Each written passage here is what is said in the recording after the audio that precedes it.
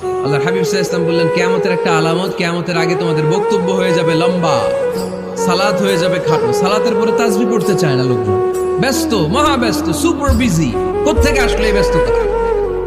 আপনি রবের সাথে মুনাজাত, না যাই ইউনাজি মুনাজাত, আপনার রবের সাথে একাকী নীরবে কথা বলতে মনে চায় না আপনার?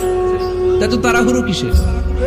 ধীর স্থির হন, একটু স্থির হন, একটু মনোদৈহিক প্রশান্তি অর্জনের চেষ্টা করেন। সব সময় ব্যস্ত, ধাক্কাধাক্কি, উচ্ছৃঙ্খলা, এগুলো আমাদেরকে শেষ করে দিয়েছে।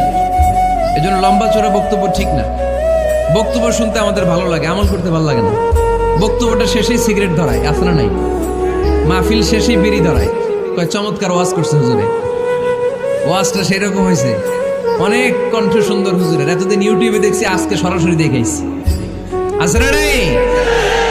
তো কি লাভ হয়েছে? লাভটা হয়েছে কি? এই যে মাহফিল শেষে বিড়িটা ধরাইলেন,